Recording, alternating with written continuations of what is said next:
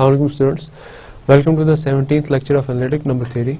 So just first review the lecture number 16. lecture number 16 के अंदर हमने powers of primitive root continuation थी primitive root का जो फर्स्ट लेक्चर था उसकी. सो हमने प्रिमिटिव रूट के ऊपर 2 लेक्चर्स किए.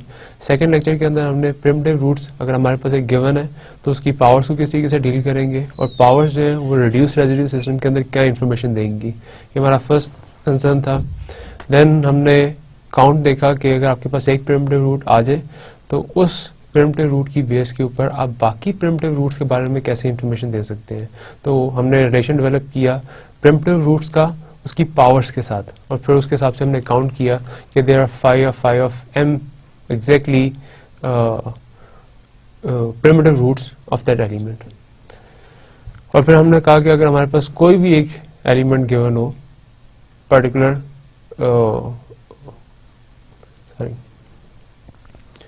और लास्ट हमारा ये था कि अगर हम कोई भी एक डी चूज कर लेते हैं, कोई भी एक नंबर चूज कर लेते हैं, तो क्या हमारे पास उस ऑर्डर का एक एलिमेंट पड़ा होगा और अगर वो पड़ा होगा तो टोटल कितने होंगे. तो हमने एक लास्ट एक्सरसाइज की थी m इज इक्वल टू 19 रख के हमने क्वेश्चन पूछा कि d इज इक्वल टू अगर 6 रख लिया जाए तो ऐसे कौन से एलिमेंट्स होंगे जिनका ऑर्डर एग्जैक्टली 6 होगा और उनका काउंट क्या होगा. तो फिर हमने कैलकुलेट करके दिखाया कि एग्जैक्टली वो 2 एलिमेंट्स होंगे और वो मॉड 19 के अंदर 2 एलिमेंट्स हमने कैलकुलेट किए. आज का जो हमारा टॉपिक है it is about the index of N integer modulo m. तो पहले देखें कि इसकी डेफिनेशन क्या है.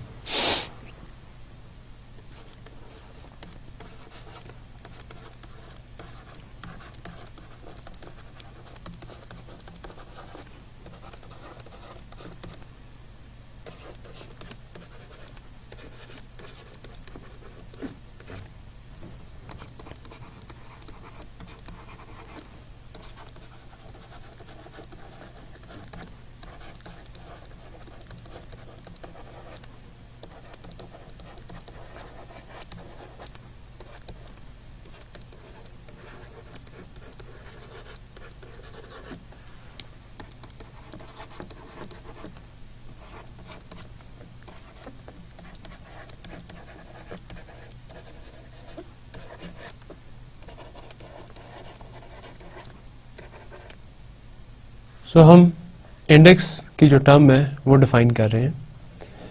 इंडेक्स की टर्म डिफाइन करने के लिए कुछ प्रीरेक्विजिट्स हैं. प्रीरेक्विजिट्स में से सबसे इंपॉर्टेंट कि जी आपके पास एक प्रिमिटिव रूट होना चाहिए. सो आपने एक m चूज किया उसके कॉरस्पॉन्डिंग d एक उसका प्रिमिटिव रूट कंसिडर कर लिया. तो इसका मतलब है कि हम ये जो डेफिनेशन है ये सिर्फ उन m के लिए दे रहे हैं जिनका प्रिमिटिव रूट एग्जिस्ट करता है. कई ऐसे हैं जिनका एग्जिस्ट नहीं करता, जिस तरह 8 की एग्जांपल थी उसका कोई प्रिमिटिव रूट नहीं है तो इसलिए हम ये एग्जांपल उसके लिए कंसिडर नहीं कर सकते. देन मैं a चूज करूंगा जो m के साथ रिलेटिवली प्राइम हो. तो smallest positive integer i is called the index of a to the base g modulo m if g की पावर आप i रेस करें तो आपको वो कंग्रेंट हो जाए a मॉड m के. तो ऐसी जो सबसे छोटी पावर i की होगी इसको हम कहेंगे कि ये i जो है ये इंडेक्स है a का बेस g के अंदर मॉड m के अंदर. यानी कि अब हम एक दफा दोबारा इसी को करते हैं. मैंने एक m चूज किया, ये मेरा मॉडुलस है और इस साइड के ऊपर एक a चूज कर लिया है नंबर जो कि एक प्रिमिटिव रूट से रिलेटिवली प्राइम हो. अब मैं चाह रहा हूं कि मैं g की पावर्स देता जाऊं तो इसकी एक पावर जो है जो सबसे छोटी पावर कंग्रेंट हो जाए a मॉड m के, उसको मैं कहूंगा कि ये जो i है ये इंडेक्स है a का बेस g के अंदर मॉडुलो m के अंदर. अब ये डेफिनेशन की सेंस बनती है हमारी पिछली सारी डिस्कशन की वजह से, क्योंकि a हमने ऐसा नंबर लिया है जो कि m के साथ रिलेटिवली प्राइम है. अगर ये m के साथ रिलेटिवली प्राइम है तो ये किधर पड़ा होगा, ये पड़ा होगा रिड्यूस्ड रेजिड्यू सिस्टम के अंदर, क्योंकि वो सारे के सारे एलिमेंट्स जो m के साथ रिलेटिवली प्राइम होते हैं वो रिड्यूस्ड रेजिड्यू सिस्टम में पड़े हुए हैं. इसका मतलब है कि ये g की कोई ना कोई पावर है और जारी बात है कि मैं पावर लेता जाता हूँ तो कांग्रेस क्लासेस के अंदर क्योंकि रिमाइंडर सही होते हैं तो हो सकता है g² का भी वही आंसर है जो g6 का है या g10 का है. तो मेरे पास बहुत सारी g की पावर्स हो सकती हैं जिनका आंसर एक फिक्स नंबर a आ जाए. मैं कह रहा हूँ कि मैं उसमें से सबसे छोटा स्मॉलेस्ट पॉजिटिव इंटीजर चूज करता हूँ जो कि कंकरेंस करने से a मॉड के बराबर आ रहा हो, उसको मैं कहूंगा कि वो i जो है वो इंडेक्स है a का। तो सबसे पहला जो रिमार्क कि this index is dependent on the choice of primitive root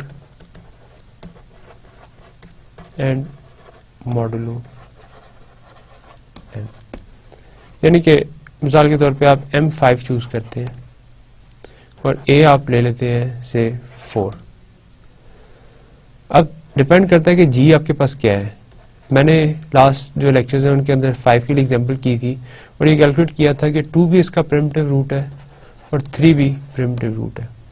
तो अब 4 का इंडेक्स अगर आप कहें कि जी a इज इक्वल टू 4 है और इसका इंडेक्स मॉड 5 क्या होगा, तो ये इनकम्प्लीट क्वेश्चन है, इसकी सेंस नहीं बनती, क्योंकि जो इंडेक्स की डेफिनेशन है वो डिपेंड कर रही है m इज इक्वल टू 5 यानी कि मॉडलू और मोर साथ साथ मोर ओवर इसकी जो चॉइस है प्रिमिटिव रूट की उसके ऊपर। तो अब मेरे पास जो क्वेश्चन बन रहा है वो ये बन रहा है कि 2 की पावर सबसे छोटी कौन सी कंग्रेंट होगी 4 मॉड 5 के और 3 की सबसे छोटी कौन सी पावर कंग्रेंट होगी 4 मॉड 5 के। तो ये ऑब्वियस है, 2 स्क्वायर करूंगा तो वो कंग्रेंट हो जाएगी 4 मॉड 5 के। तो मेरे पास ये g स्क्वायर कंग्रेंट हो गया a मॉड m के और इधर 3 का स्क्वायर किया तो 3 का स्क्वायर 9 आ रहा है, तो इधर भी वो 2 है। मैं किसी और नंबर के लिए चूज करता हूं से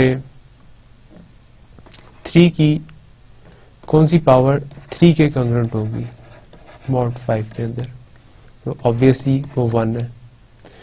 और अगर मैं पूछूं कि 2 की कौन सी पावर कंग्रेंट होगी 3 मॉड 5 के अंदर, तो पहला आया 2 स्क्वायर देन 2 क्यूब इज 8 और 5 उसमें से निकल गया तो बाकी 3, सो 2 क्यूब इज कंग्रेंट टू 1। तो अब मैं इसके ये एक एग्जांपल आ गई जिसमें दोनों के ऊपर जो आपके पास इंडेक्स आ रहे हैं वो सेम आ रहे हैं। 4 का इंडेक्स प्रिमिटिव रूट 2 के हिसाब से भी 2 है और 4 का इंडेक्स प्रिमिटिव रूट 3 के हिसाब से भी 2 है, लेकिन इधर 3 का इंडेक्स, मैं इसकी नोशन ये यूज करूंगा, 3 का इंडेक्स 3 के हिसाब से इस के प्रिमिटिव के हिसाब से 1 है और index of 3 with respect to 2 के हिसाब से अगर प्रिमिटिव रूट चूज किया हो तो वो 3 है। तो सेम नंबर के इंडेक्स सेम मॉड के अंदर डिफरेंट है क्योंकि आपने जो प्रिमिटिव रूट्स हैं उनकी चॉइस डिफरेंट कर दी। दोबारा मैं नोटेशन सिर्फ एक्सप्लेन करता चलूं कि मेरी नोटेशन क्या होगी। तो मैं इंट ऑफ a से मुराद लूंगा इंडेक्स ऑफ a और ये अंडरस्टूड होगा कि एक m मॉडुलो फिक्स है और एक g प्रिमिटिव रूट फिक्स है। तो ये बार बार मैं लिखूंगा नहीं बल्कि अज्यूम कर लूंगा कि जब भी मैं इंडेक्स लिख रहा हूं ये दोनों चीजें फॉर श्योर मैंने सेट की हुई है। सो अब हम इंडेक्स की कुछ प्रॉपर्टीज देखते हैं। Suppose g is a primitive root of m and let index of a denote the index of a to the base g। पहली प्रॉपर्टी के index of 1 is congruent to 0 mod m, then index of g simply होगा वो congruent to 1 mod phi of m होगा। आगे a is congruent to b mod m if and only if जो उसके index हैं वो mod phi of m में बराबर हो। इंडेक्स ऑफ a b जो है वो बराबर हो जाएगा दोनों के सम के इंडेक्स के मॉड फी ऑफ m में और इंडेक्स ऑफ a के बराबर होगा k times index of a phi of m के अंदर। फाई ऑफ m यहाँ आइलर फी फंक्शन है, तो इसका मतलब ये है कि जो इंडेक्स की प्रॉपर्टीज हैं वो समहाउ ट्रांसलेट हो जाती हैं मॉडुलस आइलर फी फंक्शन के। तो जो भी आप इंडेक्स के अंदर करेंगे वो ऑटोमेटिकली ट्रांसलेट हो जाएगा। तो ये रिजल्ट इसलिए इंपॉर्टेंट है, आगे हम इसको यूज करेंगे और इसकी बड़ी यूजफुल एप्लीकेशन है। तो बारी बारी इनके प्रूफ्स देखते हैं। सो हमारे पास ये लिखा हुआ है कि index of 1 should be congruent to 0 mod m, जिधर के ये ऊपर सेटिंग है कि index of a denote the index of a to the base g और g इसका प्रिमिटिव रूट है। अब क्वेश्चन ये है कि अगर आप g नीचे रखते हैं और ऊपर इसके ऊपर इंडेक्स ऑफ a लगा देते हैं बेस g, तो ये कंग्रेंट होगा किसके? इंडेक्स ऑफ ए का मतलब था कि वो सबसे छोटी पावर जो जी के ऊपर लगाई जाए तो आंसर ए आ जाएगा, तो it should be congruent to A mod M. ये जनरल एक ऑब्जर्वेशन है जो कि हमने रिड्यूस की है सिर्फ और सिर्फ इसकी डेफिनेशन से कि इंडेक्स ऑफ ए का मतलब है कि सबसे छोटी पावर जो जी के ऊपर रेस की जाए, यानी कि प्रिमिटिव रूट के ऊपर रेस की जाए तो answer congruent to A mod M आ जाए। तो अब क्योंकि मैं ये कह रहा हूँ कि it is exactly the index of A, तो अगर इसको रेस किया जाएगा जी के ऊपर तो ये कंग्रुएंट ए क्या आना चाहिए, जिसका भी ये इंडेक्स है। अब मैं इंडेक्स ऑफ 1 कंसिडर करता हूँ, तो मैं क्वेश्चन पूछता हूँ कि जी को अगर इंडेक्स ऑफ 1 इसके ऊपर रेस किया जाए तो ये कंग्रुएंट किसके आएगा, it should be equal to 1 mod M. इस 1 को मैं इस तरह लिख लेता हूँ कि G index of 1 is congruent to g raised to power 0 mod m। ये आ गया। ये हमने किया था कि if and only if तब होता है if index of 1 is congruent to 0 mod order of g। ये हमारा रिजल्ट था, हमने कोई 2 लेक्चर्स पहले किया था ये, कि अगर 2 नंबर्स हैं उनकी पावर रेस करें और वो किसी भी मॉड के अंदर बराबर आ जाए, यानी कि कंग्रुएंट हो जाए, तो जो उनकी पावर्स हैं उनके अंदर भी रिलेशन होगा कि उनकी जो पावर्स होंगी वो कंग्रुएंट होंगी ऑर्डर ऑफ जी के मॉड के अंदर।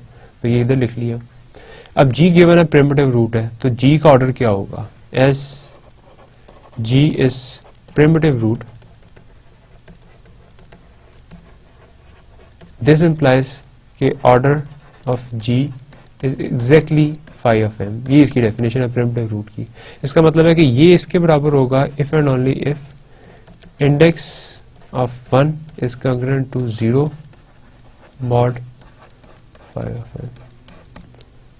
और ये हम प्रूफ करना चाहते थे कि G raise to power index of 1 किया जाए तो ये 1 के बराबर आता है, ये हमें पता है, ये ट्रू है, हमेशा ट्रू होगा। और ये if and only if true होगा, अगर ये ट्रू हो रहा हो तो ये इसका मतलब है कि ये हमेशा ट्रू होगा। ये हमने इसका पहला पार्ट किया। अब इसी के साथ आगे इसका सेकंड पार्ट है, ये कोलन के बाद, इसको देखें कैसे प्रूफ करेंगे।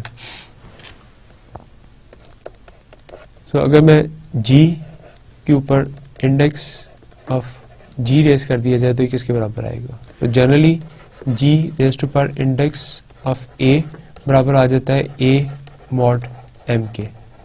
तो अगर आप a की जगह g लगा दें तो g raise to power index of g should be congruent to g mod m, क्योंकि सबसे छोटी पावर लगाई और g की पावर लेने से वो g आना चाहिए था, तो इसका मतलब है कि इधर आपके पास 1 लिखा हुआ है। ये इफ एंड ओनली इफ होगा if index of g is congruent to 1 mod order of g, because g is primitive, तो अगेन मैं डायरेक्टली यूज कर रहा हूँ फाई ऑफ m। ये हम प्रूव करना चाहते थे, ये सेकंड प्रॉपर्टी है। देन देखिए सेकंड फर्स्ट का ये पार्ट था। सेकंड प्रॉपर्टी कि अगर a और b मॉड m के अंदर बराबर होंगे तो if and only if index of a बराबर होगा इंडेक्स ऑफ b के अंदर। तो ये प्रूव करना है a is congruent to b mod m if and only if index of a is congruent to index of b और ये मॉड फाई ऑफ m के अंदर है। तो ये इंपॉर्टेंट चीज है। देखिए अब ये जनरल कंग्रेस है, इसके अंदर हमारे पास कोई रिस्ट्रिक्शन नहीं है। एक नंबर है वो कंग्रुएंट आ रहा है दूसरे के, A is congruent to B mod M, लेकिन इस सारे का इफ एंड ओनली इफ के साथ मतलब है इंडेक्सेस के अंदर, और इधर एम जो है वो रिप्लेस हो रहा है फाई ऑफ एम से। तो जारी बात है एम अगर एक नंबर है तो फाई ऑफ एम सिर्फ और सिर्फ रिड्यूस कर रहा है उसे उन नंबर्स के अंदर जो रिलेटिवली प्राइम है। वो काउंट ही फाई ऑफ एम क्या काउंट करता है, सिर्फ और सिर्फ वो नंबर काउंट करता है जो कि एम के साथ रिलेटिवली प्राइम है और एम से पीछे पड़े हुए हैं। तो अगर एम प्राइम हो जाएगा तो सारे के सारे आ जाएंगे, अदरवाइज ये हमेशा कम जरूर होगा। अगर कम होगा तो इसका मतलब है कि हम ओरिजिनल कंग्रेसेस को, उसकी कैलकुलेशंस को रिड्यूस कर रहे हैं इंडिसेस की फॉर्म के अंदर लेके और आईआरएफई फंक्शन की फॉर्म के अंदर लेके। तो लेट्स सी इसका देखें प्रूफ कैसे होगा।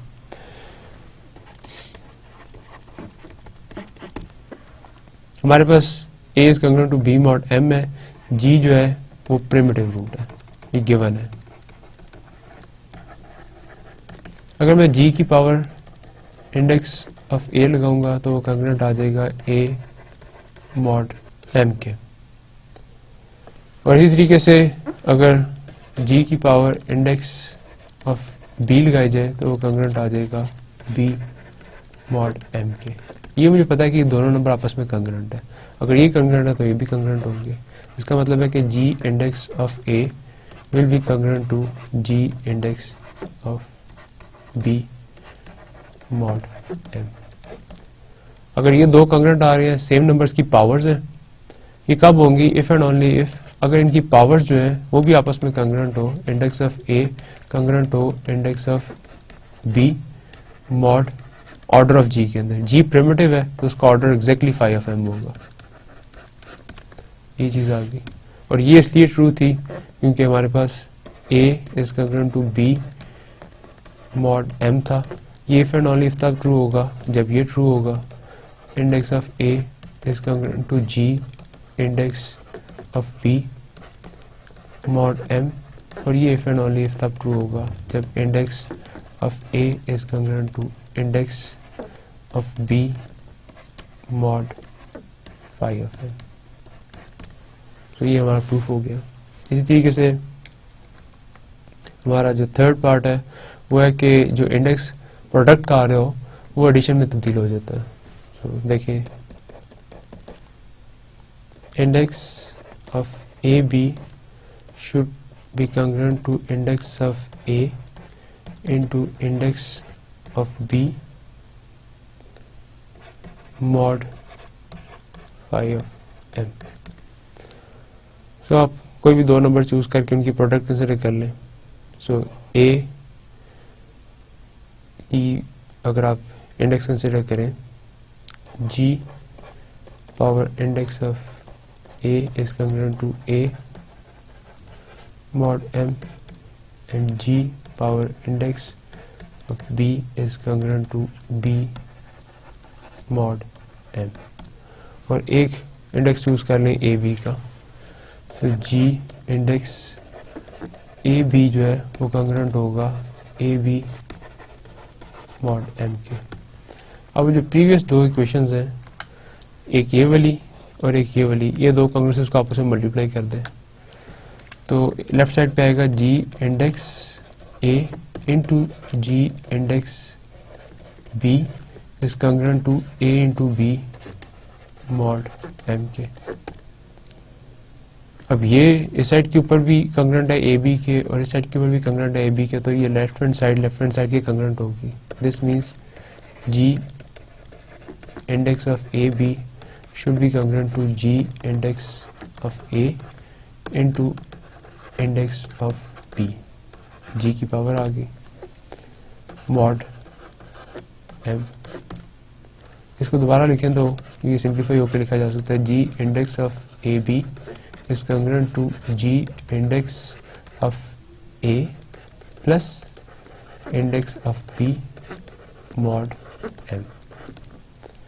अब फिर वही रिजल्ट करता हूँ, ये इफ एंड ओनली इफ होगा अगर जो इसकी पावर्स हैं यानी कि इंडेक्स ऑफ ए बी ये कंग्रेंट हो जाए आपस में A plus index of B mod order of G के अंदर। जी प्रिमिटिव है तो उसका ऑर्डर ऑफ जी जो है वो पूरे का पूरा फी ऑफ एम होगा। ये हम प्रूव करना चाह रहे थे। और लास्ट रिजल्ट है हमारे पास कि जो पावर है उसको साथ लिखा जा सकता है। तो ये अगर आप एक मिनट के लिए देखें तो जो हम कैलकुलस के अंदर लॉगरिथम करते हैं समहाउ ये उसकी प्रॉपर्टीज लिखी हुई है। ये जो हाफ और पे दो है कि logarithm of A B is equal to logarithm of A plus logarithm of B. Logarithm of a raise to power k is equal to k times of logarithm of a। तो इसको आप somehow consider कर सकते हैं कि ये number theory का logarithm है। सो जो इंडेक्स है it is the logarithm of number theory. हमारे पास अब लॉगरिथम आपको पता है कि कंटिन्यूस फंक्शन है, एक खास डोमेन रेंज में डिफाइंड है, लेकिन इधर हम सिर्फ नंबर्स कर रहे हैं तो numbers they are not continuous, they are discrete. तो हमारा सिर्फ और सिर्फ कंसर्न डिस्क्रीट नंबर्स से ताल्लुक है हमारा। हम कंटिन्यूटी हम 2 और 3 के दरमियान इनफाइनाइट मैनी नंबर्स आ रहे हैं तो मुझे उसका इंडेक्स नहीं चाहिए और ना ही मैं डिफाइन करूंगा। तो ये हमारी पहली अजम्पशंस है नंबर थ्योरी को पढ़ते हुए कि हम सिर्फ नंबर से डील कर रहे हैं, उनके दरमियान जो कुछ आ रहा है उसे डील नहीं कर रहे। लास्ट देखें इसको किसी के से प्रूव करेंगे। तो लास्ट हमारी जो फोर्थ है वो ये है कि index of A raise to power K should be congruent to K times of index of A mod 5 of m। ये हमने प्रूफ करना है।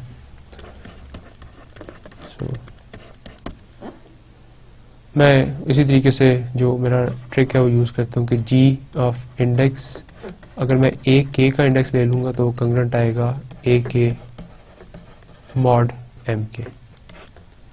इसी तरीके से मैं अगर G raise to power index of A ले लूँगा तो वो बराबर आएगा ए मॉड एम के।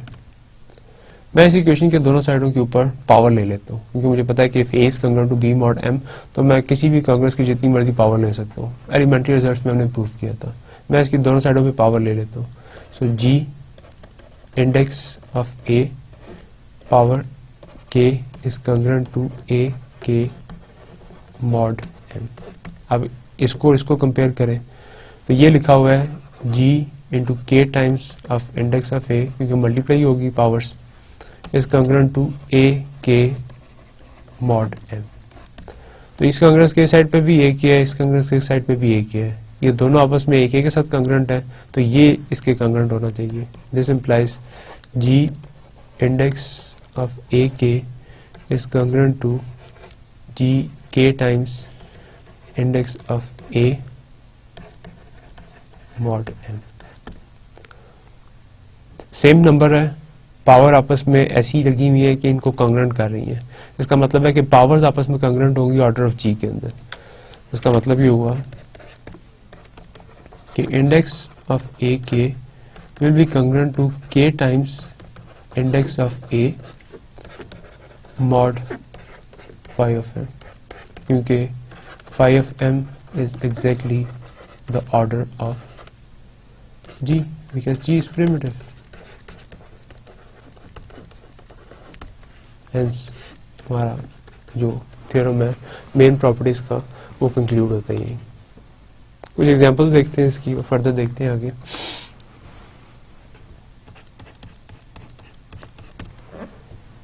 आप कोई भी एक प्रिमिटिव रूट m के हिसाब से चूज कर लेते हैं। सो मैं m की वैल्यू 19 चूज करता हूँ। इसके अंदर मेरे पास g जो है उसको 2 चूज कर लेता हूँ।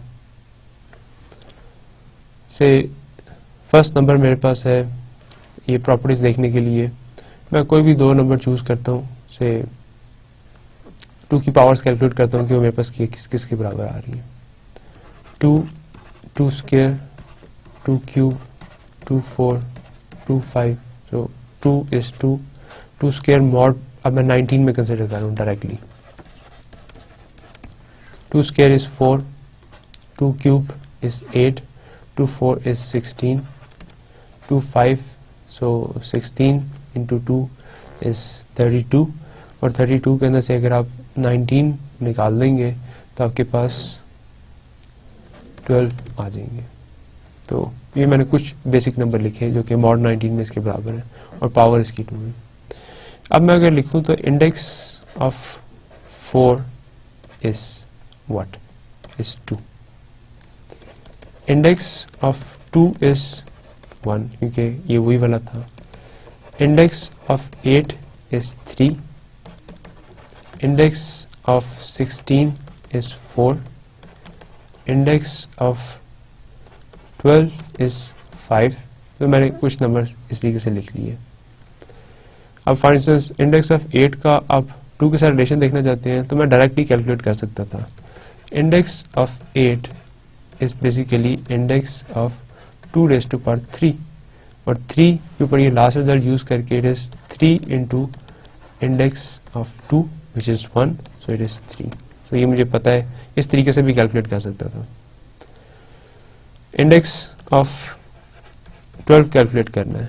इंडेक्स ऑफ 12 मुझे पता लगा कि ये ओरिजिनली 2 की पावर 5 है, तो मैं इसको 5 टाइम्स इंडेक्स ऑफ 2 कंसिडर किया विच इज 1, सो 5। इसका मतलब है कि ये इसका इंडेक्स है, ये स्मॉलेस्ट पावर है। तो इस तरीके से मैं इंफॉर्मेशन गेन कर सकता हूँ इन टर्म्स ऑफ इंडेक्स भी, और फिर उसका रिलेशन बाकी एलिमेंट्स के साथ देख सकता हूँ कि अगर एक प्रिमिटिव रूट के मुतालिक पता लग गया तो बाकी एलिमेंट्स के साथ क्या रिलेशन है, उनकी एडिशन किस तरह होगी, वो मल्टीप्लाई किस तरह होंगे, उनकी पावर्स किस तरीके से हम डाइल्यूट करेंगे। नेक्स्ट हमारी डेफिनेशन है kth पावर रेसिड्यू की। Let m be a positive integer and suppose A and M are relatively prime, then A is called a kth power residue of M if the congruence xk is congruent to A mod M is solvable. By solvable I mean that there should exist some element which can be put in this value x so that this congruence should be true. Otherwise it is called a kth power non-residue. So residue से कहेंगे जो इसका solution बन सकता है, और जिसका solution नहीं बन सकता उसको कहेंगे कि ये नॉन रेजिड्यू है. मिसाल के तौर पे कोई एग्जांपल्स देते हैं. सो मैं स्मॉल एग्जांपल से शुरू करता हूँ. m is equal to 5 consider करते हैं. इधर से पहले 2 चूज करते हैं a की value. 2 and 5 are relatively prime. अब मैं कहता हूं कि 2 is 2th power residue of M if what this, if x k की वैल्यू आपने चूज की है 2, क्योंकि मैं 2th पावर कह रहा हूं, इस congruent टू a की वैल्यू आपने चूज की है 2 mod 5 is solvable. So definition को पहले समझते हैं कि हम कर क्या रहे हैं. एक मॉडलो कंसिडर किया, एक नंबर कंसिडर किया जो उसके साथ रिलेटिवली प्राइम है. हम अब kth पावर रेजिड्यू की इसकी डेफिनेशन दे रहे हैं. जो हो जाएंगे उनको kth पावर रेजिड्यू कहेंगे, जो नहीं होंगे उनको नॉन रेजिड्यू कहेंगे. तो नॉन रेजिड्यू की डेफिनेशन इतनी मुश्किल नहीं है. मैं ये कहता हूं कि एक नंबर a, ये गिवन नंबर है, ये रेजिड्यू होगा मॉड 5 का अगर ये इस कॉन्ग्रेस को सेटिस्फाई करे. और कितना रेजिड्यू होगा जितनी x की पावर डाल देंगे. सो अगर ये इक्वेशन लिखी हुई है x square is congruent to 2 mod 5, तो मैं इस नंबर के हिसाब से कहूंगा कि 2 इज द रेजिड्यू ऑफ 5. और कौन सा residue? 2 is the second residue of 5. k की वैल्यू 2 रखी है. अगर मैं इसको x क्यूब कर दूं is congruent to 2 mod 5. If this is solvable, इसका मतलब होगा कि 2 is third power residue of 5. यानी कि एक ऐसा नंबर पड़ा हुआ है जिसकी पावर 3 ली जाए तो वो mod 5 में 2 के बराबर आ जाता है. ऊपर वाली क्वेश्चन का मतलब है कि एक ऐसा नंबर पड़ा हुआ है mod 5 के अंदर सच दैट कि उसकी पावर 2 की जाए तो वो 2 के बराबर आ जाता है. इस तरीके से मैं k की जो सी मर्जी वैल्यू रख सकता हूँ. और अगर मैंने k की वैल्यू फिक्स कर दी है और ये कॉन्ग्रेस सॉल्व नहीं हो रही, इसका मतलब है कि वो नॉन रेजिड्यू होगा. इसी एग्जांपल को देखते हैं. मैं ये डिसाइड करता हूँ जो लिखी हुई है कि 2 जो है वो रेजिड्यू है या नहीं है. सो मैं ये चेक करना चाहता हूँ कि ये वाली जो कॉन्ग्रेस है ये सॉल्वेबल है या नहीं है. तो नाइफ तरीके से चेक करते हैं. मेरे पास 1, 2, 3, 4 वो सारे के सारे नंबर्स आ गए जो 5 के साथ रिलेटिवली प्राइम हो सकते थे. सो ये उसका रिड्यूस रेजिड्यू सिस्टम है. तो जो नंबर भी 5 के साथ इसका जीसीडी 1 होगा वो उनमें से किसी एक के कॉन्ग्रुएंट जरूर होगा. मुझे इसका मतलब है कि यहां से एक नंबर चाहिए जिसका स्क्वायर किया जाए तो वो 2 के बराबर आ जाए. तो 1 का स्क्वायर देखते हैं क्या आता है मॉड 5 में. 1. 2 का स्क्वायर क्या आएगा? 4. 3 का स्क्वायर, 3 स्क्वायर इज 9 और 5 उसमें से निकल गया बाकी 4. And 4 square is 16. 16 में से 5 3 15 बाकी बचा 1. अगर ये x की वैल्यू होती तो ये x स्क्वायर की वैल्यू है. इसका मतलब है कि आपके पास x के लिए कोई चॉइस नहीं है कि आप इसके इधर पुट करें तो ये सॉल्वेबल हो जाए. कोई ऐसा नंबर एग्जिस्ट नहीं करता जिसका स्क्वायर किया जाए तो वो 2 mod 5 के आए, क्योंकि जितने भी एलिमेंट्स हैं या उसका रिमाइंडर 1 आएगा. तो जिन एलिमेंट्स का रिमाइंडर 1 आ रहा होगा उनके स्क्वायर का रिमाइंडर भी 1 आएगा.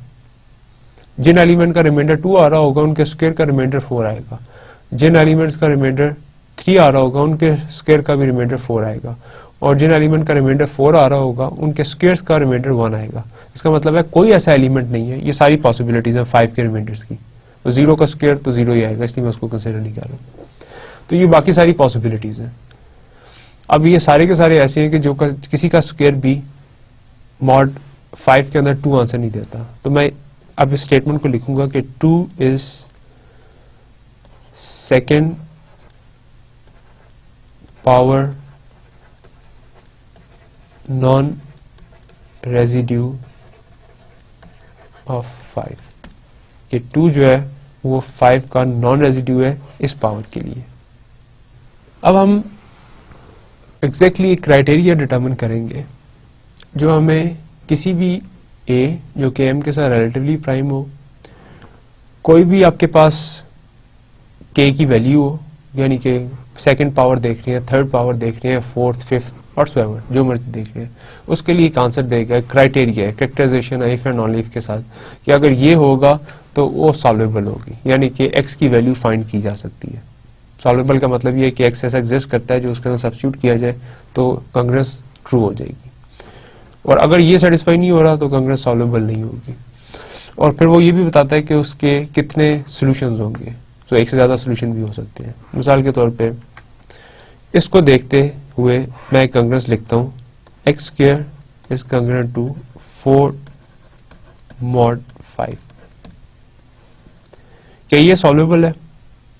अगर ये सॉल्वेबल है तो मैं क्या पूछ रहा हूं कि क्या 4 is the second power residue of 5 और नॉट।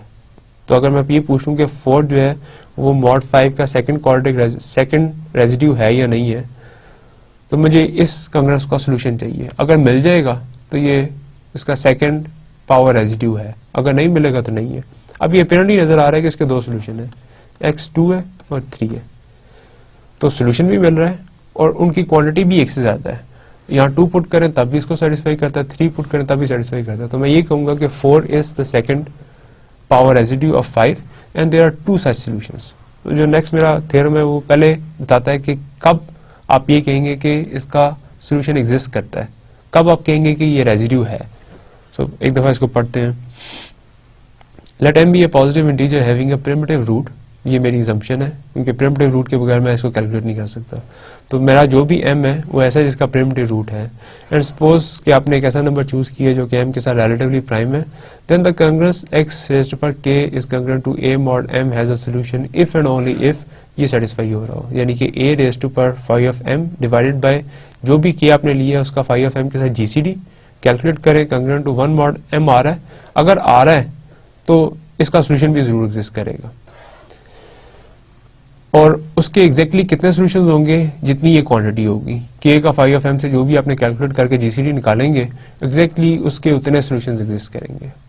तो पहले इसको प्रूफ करते हैं और फिर वो जो हमने लास्ट एग्जांपल किया उसके ऊपर अप्लाई करके देखते हैं। सो m एक पॉजिटिव इंटीजर है। Suppose g is a primitive root of m and a and m is equal to 1। अब हमारे पास ये क्वेश्चन है कि the congruous x raised to power k is congruent to a mod m has a solution। This means कि we want to know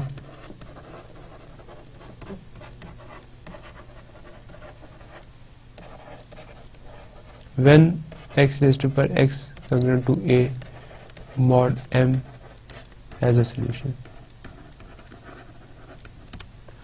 अभी जो हमने result किया है वो इससे रिलेटेड है कि हर एलिमेंट को g की पावर्स के अंदर लिखा जा सकता है।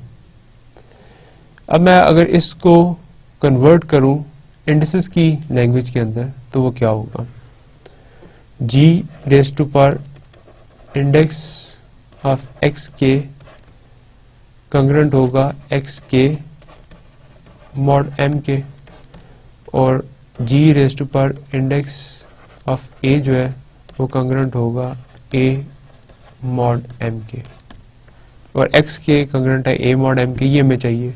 इसका मतलब है कि g raised to power index of x के कंग्रेंट होगा g raised to power index of a mod m के। प्रिमिटिव रूट्स एग्जिस्ट करते हैं इसलिए मैंने यूज कर रहा हूँ।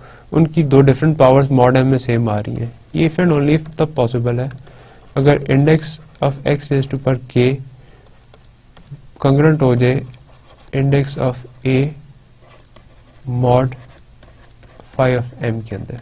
और फाइव ऑफ m के अंदर इसलिए कि मुझे यहाँ ऑर्डर ऑफ g चाहिए था, और g क्योंकि प्रिमिटिव रूट है तो इसलिए उसका order exactly five of m होगा। इसको अब दोबारा इंडेक्स की डेफिनेशन यूज करते हैं. It is if and only if k into index of x is congruent to index of a mod m mod phi of m. ये आ जाएगा. सो ये बराबर है इसके और ये बराबर है इसके, तो इसका मतलब है कि मैं बेसिकली ये लिख रहा हूँ कि x k is congruent to A mod m has a solution if and only if ये इसके बराबर हो जाए. मैंने अभी तक इसको इस तरीके से निकाल लिया. अब ये चीज जो लिखी हुई है इसको फर्दर जरा समझते हैं कि क्या लिखा हुआ है. ये लिखा हुआ है कि k into index of x is congruent to index of A mod phi of M. ये चीज लिखी हुई है. के एक फिक्स नंबर है, आपको पता होगा कि आप कौन सा kth पावर रेजिड्यू निकाल रहे हैं, तो के फिक्स हो गया. ए को भी फिक्स रखेंगे कि आप चेक कर रहे हैं कि ये जो मैंने ए रखा है ये kth पावर रेजिड्यू है या नहीं है, तो ये भी फिक्स क्वांटिटी है. ये सिर्फ अननोन क्वांटिटी है. अगर आप इसको कंपेयर करें, compare it with linear diophantine equation, जो हमने बहुत शुरू में इसका सॉल्यूशन देखा था, और वो इक्वेशन थी A X is congruent to B mod M. तो इसका सॉल्यूशन कब एग्जिस्ट करता है?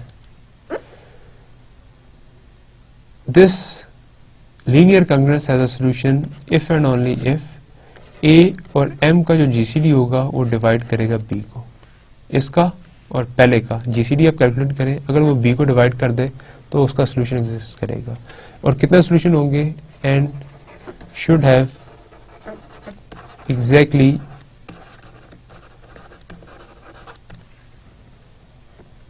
ए एम सॉल्यूशंस. क्योंकि हम यहाँ पावर्स के अंदर कंसिडर कर रहे हैं, पॉजिटिव सॉल्यूशंस के अंदर कंसिडर कर रहे हैं, तो इसलिए ये हमने रिजल्ट पहले किया हुआ है. अब अगर मैं इसको देखूं तो ये मेरे पास m है, ये b की वैल्यू है, ये a की वैल्यू है, और ये अनडिटर्मिनेट है, x है. तो इसको अगर मैं इसके साथ कंपेयर करूं तो ये रिजल्ट्स को मैं इधर अप्लाई करना चाहता हूं. तो इस लीनियर कांग्रुएंस का सॉल्यूशन होगा if and only if GCD of k and phi of m should divide index of a. ये इसका होगा. और हमारे पास जो क्राइटेरिया लिखा हुआ है वो ये लिखा हुआ है कि इसका सॉल्यूशन होगा इफ एंड ओनली इफ ये होगा. अगर हम ये प्रूव कर दें कि इसका मतलब और वो जो लिखा हुआ क्राइटेरिया वो सेम है, इफ वी प्रूव दैट ये जो क्राइटेरिया था a raised to power phi of m over k into phi of m is congruent to 1 mod m, ये और ये जो चीज हमने लिखी है k और phi of m डिवाइड करता है इंडेक्स ऑफ a को. ये अगर हम प्रूव कर दें ये इफ एंड ओनली इफ है, ऑटोमेटिकली सब कुछ प्रूफ हो जाएगा. क्योंकि हमने इधर से स्टार्ट किया हुआ है. हमने कहा कि कांग्रेस का सॉल्यूशन होगा इफ एंड ओनली इफ ये हो. वो इफ एंड ओनली इफ चलता चलता इधर तक आ गया, तो कांग्रेस का सॉल्यूशन होगा इफ एंड ओनली इफ ये हो. और ये अगर इसके साथ इफ एंड ओनली इफ बराबर है तो इसका मतलब है कि ओरिजिनल कांग्रेस का सॉल्यूशन होगा इफ एंड ओनली इफ ये वाला रिजल्ट ट्रू हो रहा हो, जो कि हमारा थ्योरम के अंदर गिवन है. अब देखिए इसका जो सॉल्यूशन है वो कब एग्जिस्ट करता है.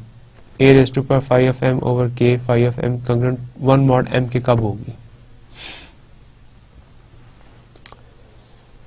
इसको दोबारा मैं जो प्रिमिटिव रूट है उसकी उसमें कंसिडर करता हूँ कि ये g raised to power 0 लिखा हुआ है और ये g raised to power something है. तो मैं पहले इसको इस तरह लिखता हूँ कि it is g raised to power index of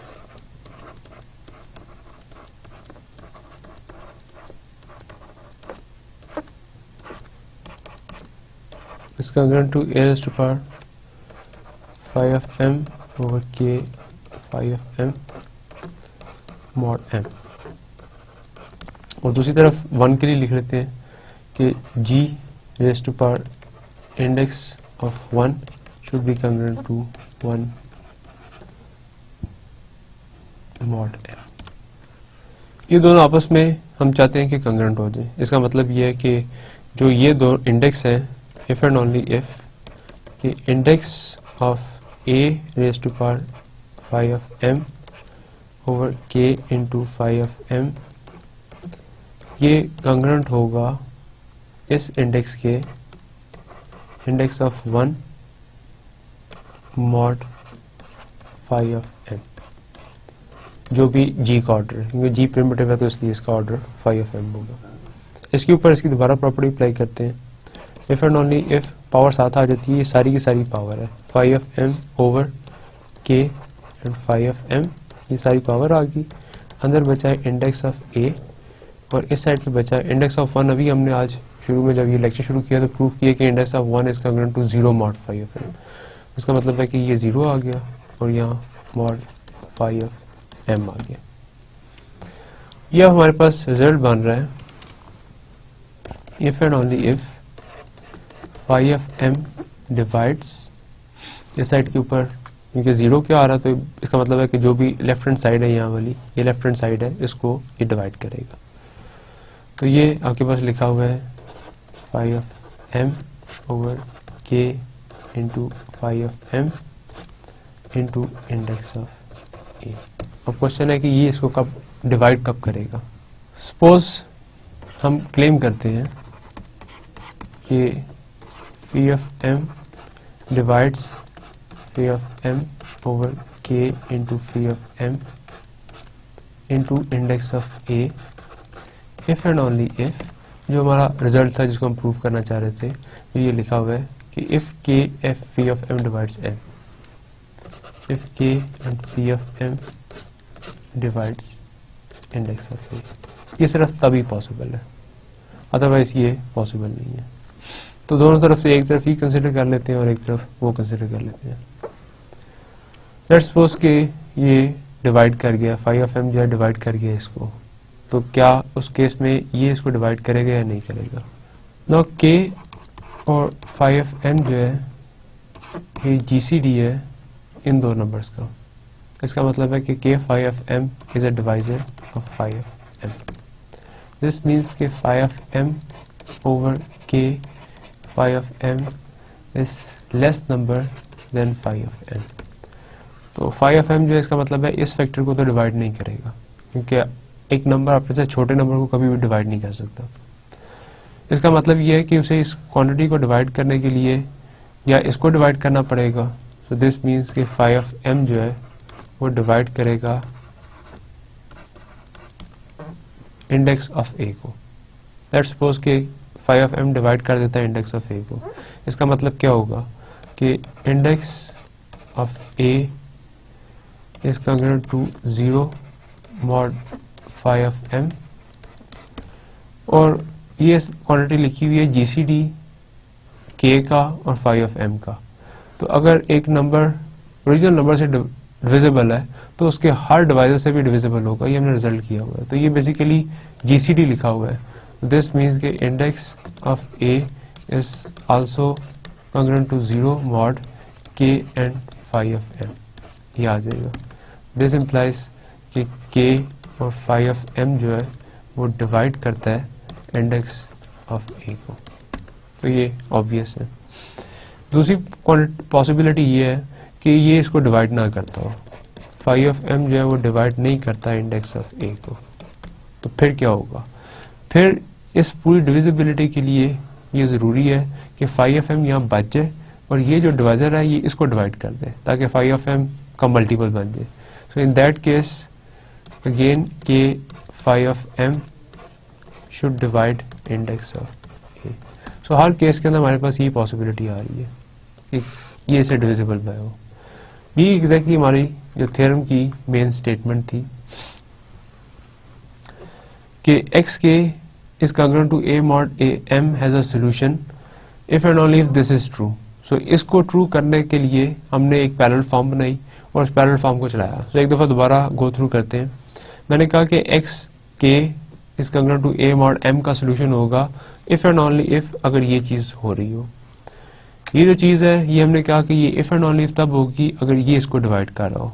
k phi of m index of a को डिवाइड करो। इसका मतलब है कि ये जो स्टेटमेंट लिखी हुई है ये इंश्योर कर देती है कि x k raise to power k congruent to a mod m का सोल्यूशन एग्जिस्ट करता है।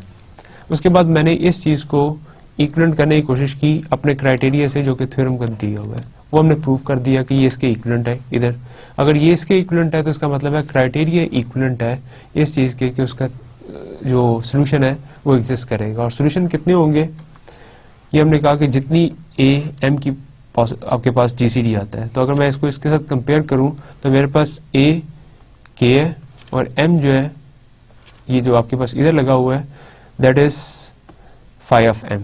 तो k और phi of m का जो GCD है वो बताएगा कि इसके नंबर ऑफ सॉल्यूशंस कितने होंगे। तो इसका मतलब है कि k phi of m solutions exist, जो कि हमारा थ्योरम इंक्लूड करता है। तो लेट्स सी कुछ एग्जांपल्स देखते हैं और फिर फर्दर देखते हैं। हमारे पास जो लास्ट हमने एग्जांपल देखी है that is for m is equal to 5 and g b से g 2 चूज कर लें और a 4 चूज कर लें। ये कहता है कि x स्क्वायर kth पावर भी 2 है, x square is congruent to 4 mod 5 का सोल्यूशन एग्जिस्ट करेगा if and only if a जो भी आपके पास नंबर है उसके ऊपर phi of m, GCD उसका phi of m और जो सा रेजिड्यू चूज कर रहे हैं वो उसको देखें क्या वो कॉन्ग्रुएंट टू 1 मॉड m आता है या नहीं आता। अगर आ गया तो इसका सोल्यूशन एग्जिस्ट करेगा। तो मेरे पास a की वैल्यू 4 है, phi of m कैलकुलेट किया जा सकता है। phi of m is phi of 5 which is 4। k मैं इसकी 2 ले रहा हूँ, मैं स्क्वायर चूज कर रहा हूँ, ये kth रेजिड्यू चेक कर रहा हूँ। तो मेरे पास अब ये जो क्वांटिटी बनेगी जो डिसाइड करेगी कि सोल्यूशन है या नहीं है वो क्या बनेगी, that is a 4 power phi of m that is 4 over GCD of 4 and k is congruent to 1 mod 5। ये चेक करना है कि ये कॉन्ग्रुएंस ट्रू है। सो 4 और 4 के नीचे 4 और 2 का GCD 2 आएगा, is congruent to 1 mod 5। So it is 4 square. 4 square is congruent to 1 mod 5. क्या 4 square congruent होता है 1 mod 5 के? So 4 square is 16. 16 के अंदर से 15 के 5 से 15 ये ट्रू है। इसका मतलब है कि इसका सोल्यूशन एग्जिस्ट करता है। और कितने सोल्यूशन एग्जिस्ट करते हैं ये बता दिया उसने, k और phi of m जो भी क्वांटिटी आ रही है उतने सोल्यूशन एग्जिस्ट करते हैं। तो k की वैल्यू आप ले लें, इधर ली हुई है 2 और phi of m 4 है, आंसर आता है 2। इसका मतलब है कि इसके 2 सोल्यूशन हैं और वो अभी हमने लास्ट करके भी देखी है कि एक इसका सोल्यूशन आता है 2 और एक इसका सोल्यूशन आता है 3। ये दोनों इसके सोल्यूशन है। 2 square is 4 and 3 square is 9 which is 4। अब एक और इसी की एग्जांपल करते हैं। से मैं पूछता हूँ कि क्या x square congruent to 3 mod 5 solvable है या नहीं है, या दूसरे लफ्जों में 3 जो है क्या 2 रेजिड्यू है 5 का या नहीं है। तो फिर मैंने यही इक्वेशन कंसिडर करनी है। अब a की वैल्यू 3 है, तो 3 पावर phi of m तो फिक्स रहेगा क्योंकि m फिक्स है और k भी मैंने 2 चूज कर लिया, तो ऊपर यही आएगा 4 और 4 और 2 का GCD, ये 1 आ गया mod 5। So it is 3 square is congruent to 1 mod 5। क्या ये ट्रू है? 3 square is 9 and 9 is congruent to 1 mod 5। ये फॉल्स है, ये ट्रू नहीं आ रही। इसका मतलब है कि this congruence has no solution, इसका कोई सॉल्यूशन एग्जिस्ट नहीं करेगा। अब देखें प्राइम का मैंने m को जो है वो प्राइम से रिप्लेस कर दिया है, तो बाकी सारा जो रिजल्ट है प्रीवियस रिजल्ट उसके अंदर जनरल m गिवन है। So if m is prime तो फिर क्या होगा, फिर phi ऑफ p क्या आ जाएगा, इट इज p माइनस 1। तो ये आपके पास जनरल रिजल्ट लिखा हुआ था a phi m over k into phi of m is congruent to 1 mod m। ये अब रिप्लेस होके क्या बन जाएगा, a raise to power p minus 1, क्योंकि phi ऑफ p हमेशा p माइनस 1 ही आएगा अगर आपने m फिक्स किया हुआ कि प्राइम में। नीचे आपके पास k और p माइनस 1 का GCD आ जाएगा, is congruent to 1 mod p, ये आ जाएगा। तो ये आपके पास लिखा हुआ है कि a is a kth power residue of p if and only if ये ट्रू होगा। तो मेरे पास ये x square is congruent to a mod p is solvable if and only if a raised to power p minus 1 over k into p minus 1 is congruent to 1 mod p। ये आ जाएगा, अगर ये आ गया तो इसको हम कैलकुलेट कर लेंगे। लास्ट एग्जांपल बेसिकली हमने इसी की है कि हमने a को प्राइम p को प्राइम चूज किया था, यानी m की वैल्यू 5 ली थी, तो ऑटोमेटिकली मेरे पास ऊपर p माइनस 1 आ रहा था विच इज 4 और नीचे भी के जो भी मैं पावर ले रहा था उसका एग्जैक्टली 4 के साथ जीसीडी था। तो इस केस के अंदर हमारे पास कैलकुलेशंस कंपैरेटिवली सिंपल है क्योंकि प्राइम की आयलर फ्री फंक्शन का हमें पता है, तो ये सारे का सारा जो बेस कर रहा है वो आयलर फ्री फंक्शन की कैलकुलेशंस पे कर रहा है। प्राइम के लिए शायद इसको कंप्यूटेशंस भी जो है ना निस्बतन आसान है और मोर ओवर हम इसका सोल्यूशन भी कंस्ट्रक्ट कर सकते हैं। मिसाल के तौर पे आपने पकड़ा x k is congruent to a mod p को सोल्यूशन निकालने की कोशिश की। सो ये गिवन है, सपोज इट इज सॉल्वेबल। आपने पहले क्राइटेरिया चेक कर लिया और क्राइटेरिया से पता लगा कि x की वैल्यू एग्जिस्ट करती है। अब क्वेश्चन ये है कि क्राइटेरिया ने तो सिर्फ इतना बता दिया कि वैल्यू एग्जिस्ट करती है या नहीं करती, यानी कि इसका सोल्यूशन होगा या नहीं होगा, तो क्राइटेरिया सिर्फ इतना बता रहा है। सो कैलकुलेट कैसे करें, सोल्यूशन क्या होगा। सो पहली जो हमने 5 की एग्जांपल कंसिडर की है उसके अंदर हमने हर एक को स्क्वायर करते गए और फिर देखा कि कोई उसके अंदर फिट इन हो रहा है या नहीं हो रहा। लेकिन अगर m की वैल्यू बड़ी कर लें, m की वैल्यू से 3 डिजिट्स प्राइम ले लें या 4 डिजिट्स प्राइम ले लें जो 1000 में चला जाए, तो मैं सबकी पावर्स का स्क्वायर करूंगा और फिर कैलकुलेट करूंगा, तो वो फिजिबल सोल्यूशन नहीं है। तो ये एक कंप्यूटेशनल नोट है कि हम इसको किस तरीके से कंसिडर कर सकते हैं। सपोज कर लेते हैं कि x k is congruent to a mod p is solvable, या दूसरे लफ्जों में और a is the kth power residue of p। इसके अंदर हमारी एक assumption है कि जो आपके पास k और p माइनस 1 जो है वो रिलेटिवली प्राइम होंगे। अगर ये हमारी assumption ट्रू हो रही हो तो क्या हम इस x की जगह सोल्यूशन कैलकुलेट कर सकते हैं तो या नहीं। देखिए अगर ये वाली assumption ट्रू हो रही हो तो कंपैरेटिवली शायद आसान है। अभी हम प्रीवियस एग्जांपल पे बाद में जाते हैं, दोबारा रिविजिट करते हैं और देखते हैं कि अगर p माइनस 1 4 आ रहा था तो थर्ड रेजिड्यू फिफ्थ रेजिड्यू के मुताबिक बताना बड़ा आसान है, इसके तरीके से उसका सोल्यूशन बताना बड़ा आसान है। अज्यूम कि ये चीज ट्रू है कि जीसीडी k और p माइनस 1 का जो है 1 आता है, then by extended Euclidean algorithm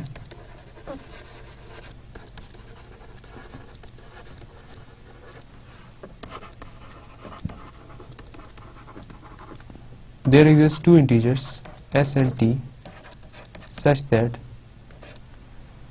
s k plus t into p minus 1 should be equal to 1।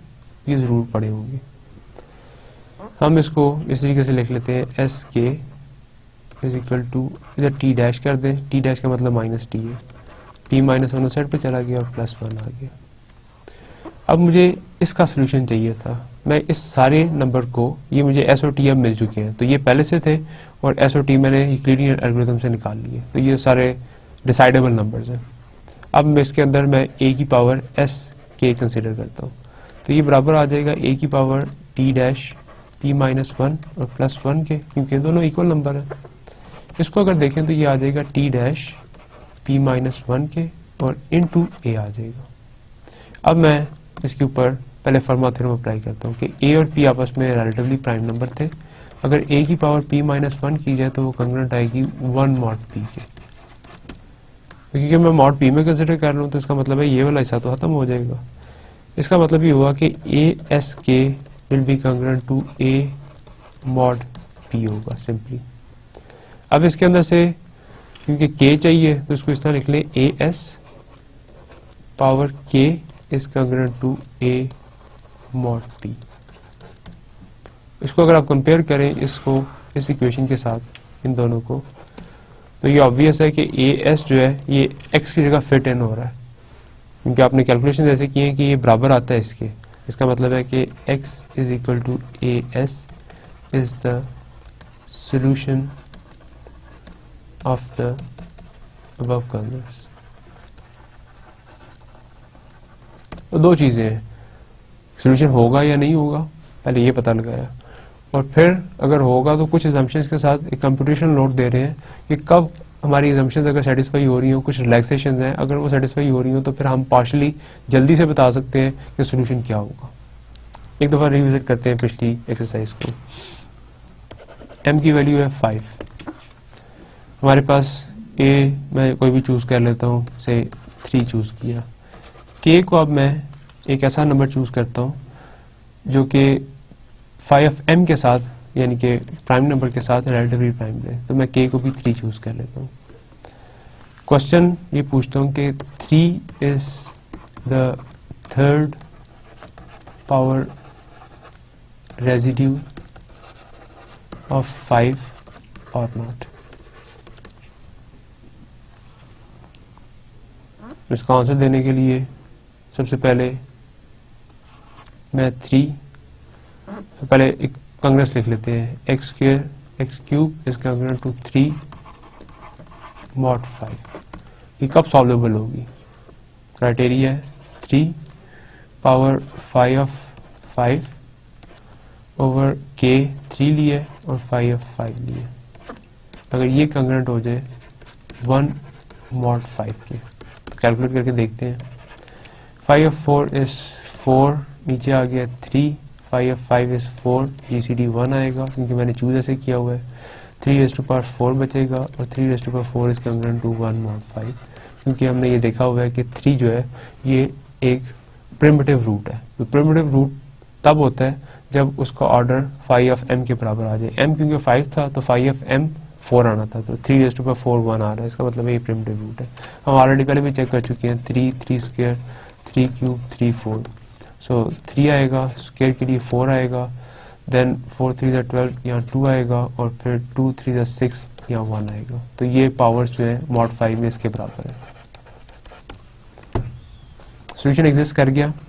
अब हमारा क्लेम ये है कि जो आपके पास नंबर था 3 और जो भी 4 था उसका GCD 1 होगा, आपने एज्यूम ऐसे किया है। तो इसके लिए दो नंबर्स बनेंगे जिनके लीनियर कॉम्बिनेशन से वो बनाया जा सकता है एक्सटेंडेड यूक्लिडियन एल्गोरिथम से। ये बहुत सिंपल है, मैं डायरेक्टली लिख सकता हूँ। सो 3 plus 4 into something should be 1।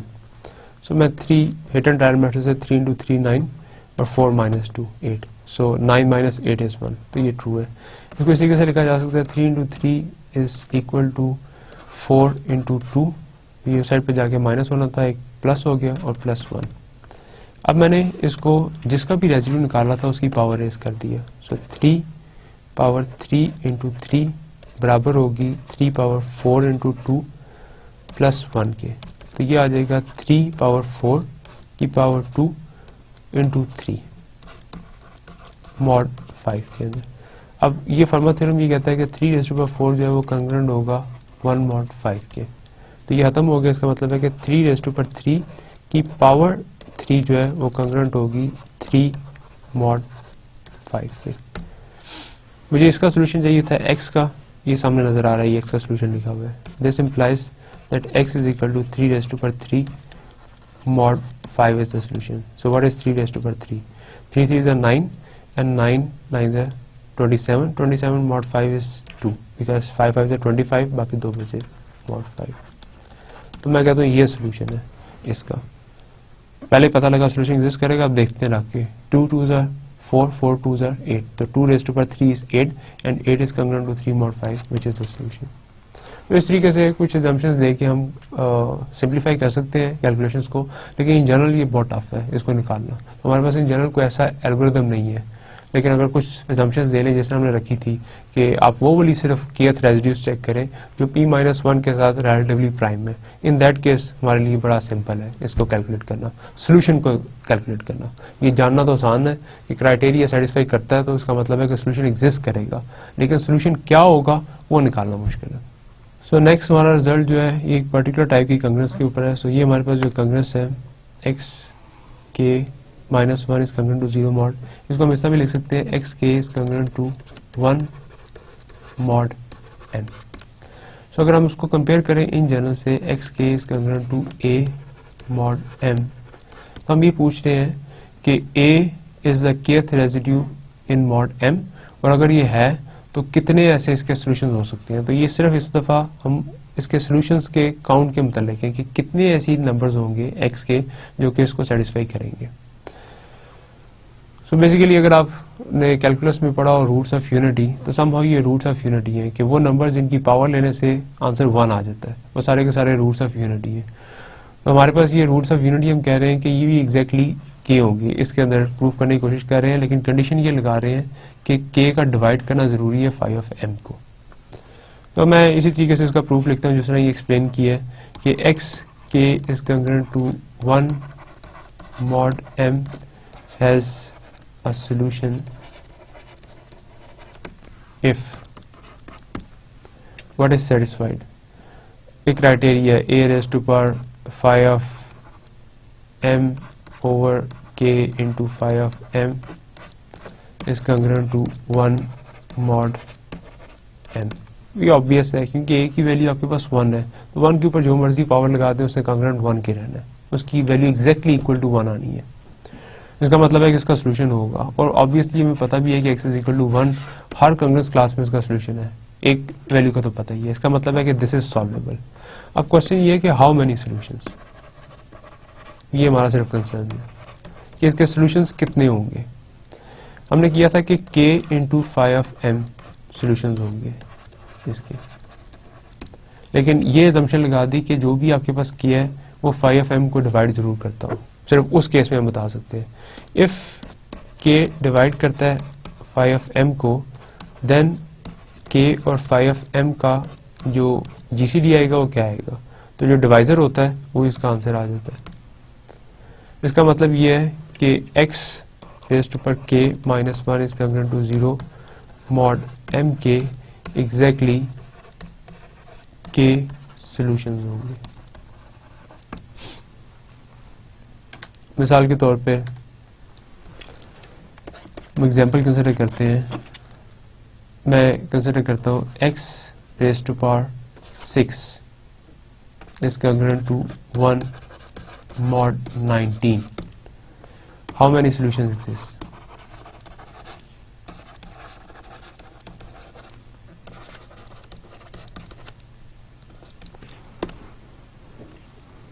मेरे पास k की वैल्यू 6 गिवन है, m की वैल्यू 19 गिवन है।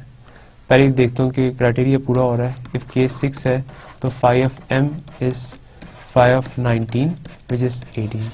क्या 6 डिवाइड करता है 18 को? यस, डिवाइड करता है। तो ये हमारा कंग्रेस कहती है कि it must have exactly 6 solutions. लेकिन अगर आप इसी की जगह x5 is congruent to 1 mod 19 ले लें, तब मैं ये नहीं कह सकता कि इसके एग्जैक्टली 5 सॉल्यूशंस होंगे, क्योंकि मेरा सबसे इंपॉर्टेंट क्राइटेरिया ये वाला है कि k जो है वो डिवाइड करना चाहिए फाई ऑफ m के।